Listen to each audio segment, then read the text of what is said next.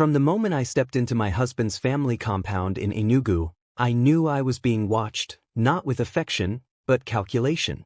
Smiles that didn't reach their eyes, questions laced with subtle judgment, and a coldness that bit deeper with time. But nothing could have prepared me for the betrayal that would come from the people I called family. My name is Amaka. I'm a 34-year-old woman from Imo State, a pharmacist by profession, and married to Amaka, a mechanical engineer with the charm of a village prince but the spine of a jellyfish.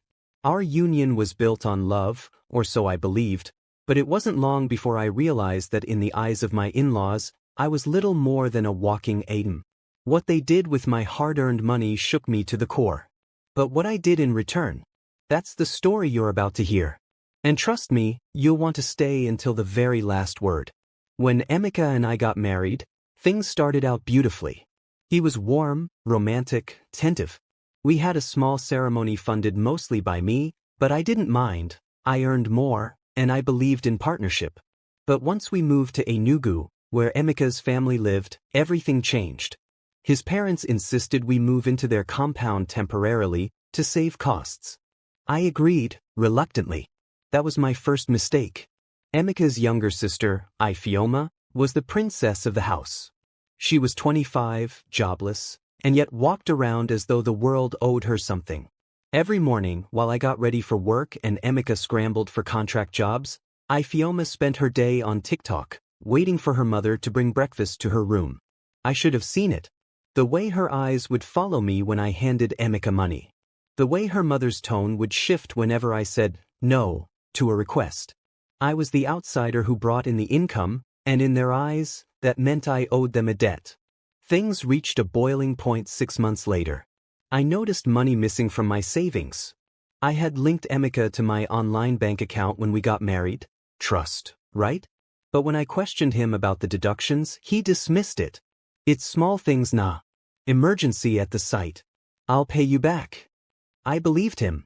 Until one Saturday afternoon, I returned home early from a pharmacy seminar, only to find the compound bustling with guests. Music blasted. Tents and canopies were everywhere. Women were frying puff-puffs, children were dressed in lace, and a huge banner hung in front of the gate. Congratulations, Ifeoma and Chisholm, traditional marriage ceremony. I stood frozen. My husband's younger sister was getting married? And no one told me? I pushed through the crowd, found Amaka in the corner smiling like a fool, wearing the same agbada I had paid for just 2 weeks ago. Amaka! I snapped. What is going on? He looked startled, then sheepish. Babe, let me explain. Where did the money for all this come from? Silence. My eyes scanned the yard, gold chairs, live band, catered food, customized souvenirs. That wasn't village-level pocket money. You used my savings? It was his mother who answered. Amaka, don't raise your voice here. We had to do the needful for Ifeoma. She's our only daughter. Her marriage is our pride. I turned to Amaka, trembling. Tell me you didn't. But he couldn't meet my eyes. They had stolen my money, Nigerian naira 4.2 million naira, to fund a wedding I wasn't even invited to. A wedding for a girl who had once scoffed at me for being too ambitious. I walked out that day, but I didn't cry. I didn't shout. I didn't even ask for the money back. I plotted. I moved out the next morning to a small apartment closer to my workplace.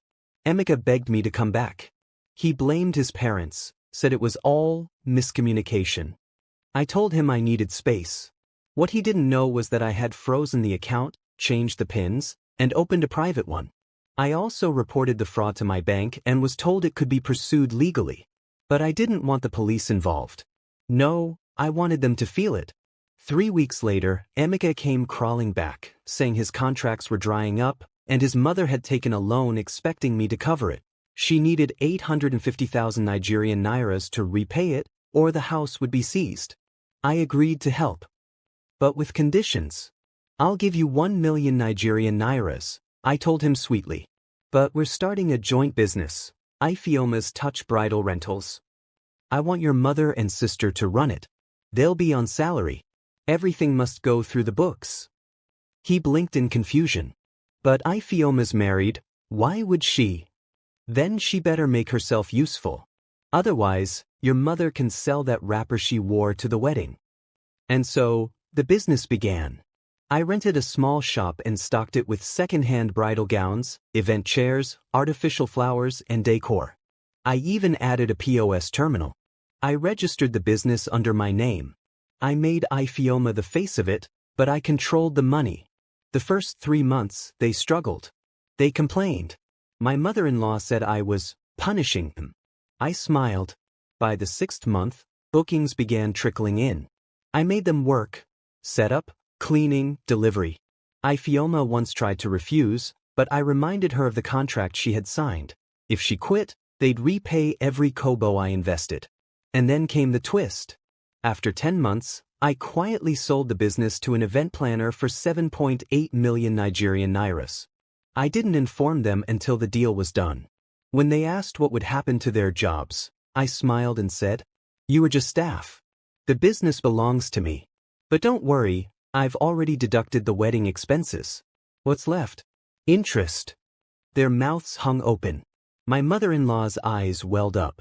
"But, we worked for it, we built it." "No. I built it. You paid me back with sweat." The news of the business sale sent shockwaves through Amaka's family. My mother-in-law stormed into my apartment that evening, her face flushed with rage. "You wicked woman. You used us like slaves. You sold our sweat." I calmly sipped my tea. "No, Mama. I gave you work. You paid me back with interest. What's wicked is stealing someone's money to marry off your lazy daughter." She lunged at me, screaming, but my gateman, who'd heard the commotion, stepped in and blocked her. I watched her flail like a wild bird in a cage of her own choices. Later that night, Amaka called. His voice was low, defeated. "Amaka, why are you doing this?" I was quiet for a moment. "You stood there and watched your family betray me.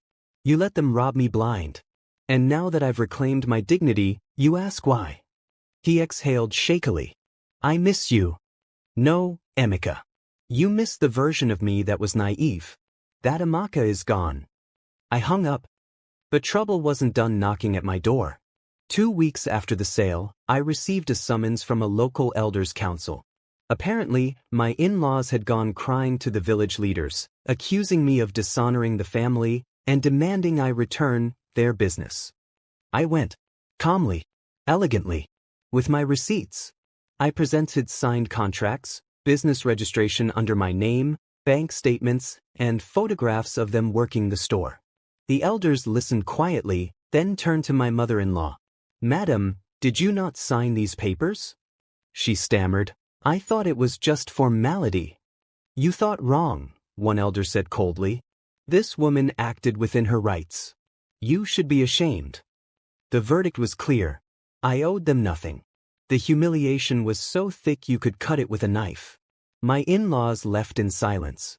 That night, Amaka sent one last message. "I hope you're happy now. You've destroyed everything." I didn't reply. Because I wasn't trying to destroy. I was teaching. I kept going. I reinvested the profits from the business into my own pharmacy expansion. I opened a new branch in Owerri and hired 2 women who'd been victims of domestic theft, women like me. I built a circle, not of blood, but of loyalty. The whispers about the woman who made her in-laws work for her spread far. Some called me ruthless, others, a genius. I didn't care for the labels. All I wanted was peace. And justice. Which I finally got. 1 year later, I ran into Ifeoma at a wedding. She was a shadow of her former self, tired eyes, fake smile, dry gelly. Her husband had left her, and she was back living with her parents. She walked up to me awkwardly, avoiding eye contact. "Amaka, I didn't mean for things to go that way." I looked at her for a long second. "I know." She swallowed hard. "I've started looking for work, real work. I even applied to a supermarket." "That's good," I said. "Working builds character." She nodded, tears brimming. As she turned to walk away, I called out, "If you ever need a reference, tell them to call me." She paused, stunned, then slowly smiled. "A genuine one. Thank you." And just like that, I felt it. Not revenge. Closure. A year and a half had passed since I reclaimed what was stolen and made peace with my scars. I had grown stronger, more confident. My pharmacy had expanded to 3 branches. Life was stable, quiet even. But peace, they say, is never permanent when the past still lingers. It was a humid Thursday afternoon when I heard a knock on my office door. My secretary peeked in, her face uncertain. "Ma? There's a man outside. He says he's your husband?" I blinked. Ex-husband.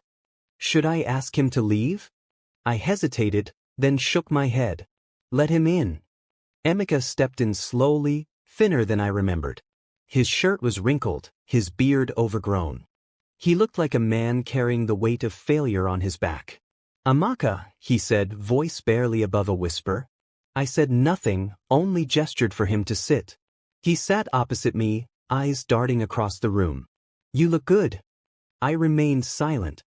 He rubbed his palms together nervously. I came to ask for your help." I folded my arms. "My mother's sick. It's her kidneys. We've taken her to 2 hospitals. They're asking for money. We have nothing left. Even Ifeoma had to start selling recharge cards." I stared at him. "What about the man she married?" He ran off. "She's back home with Mama." I studied him for a long moment. "And now, after everything, you're here, asking me to help the same woman who stole from me." He swallowed, his eyes glistening. "I know what she did was wrong. I know I let you down. But I'm not here as her son. I'm here as a broken man. I've watched everything I built crumble. I don't even have enough to buy her medications." For the first time in years, I saw the boyish Amaka I once loved. Vulnerable. Not hiding behind family or pride. Still, I was silent. Finally, I opened a drawer and pulled out an envelope. I handed it to him across the table.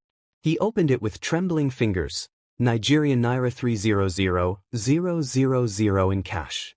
"I'll pay you back," he said quickly. I smiled faintly. "No need." He looked up, confused. "This isn't for her," I said. "It's for the sake of who we once were. For the man you could have been." He nodded, tears slipping down his face. "I'm sorry, Amaka." I looked away, blinking back my own emotions. "Don't be sorry," I whispered. "Be better." A month later, I got a message from Ifeoma. "Mama is stable now. Amaka said you helped. I don't know what to say, but thank you." I didn't respond. Some chapters don't need replies, they just need to be closed. And that's exactly what I did. Life has a way of teaching lessons more brutal than any teacher. I was once a woman who gave everything to people who saw me as a means to an end. But I learned. I rose. I reclaimed not just my money, but my worth. My story isn't one of revenge. It's about justice. About learning that love without respect is exploitation. That generosity must be guarded. That sometimes the most powerful payback is living well. Today, when young women ask me how to deal with betrayal, I tell them, don't scream. Don't beg. Don't lose yourself. Just rise and let them pay you back. With interest.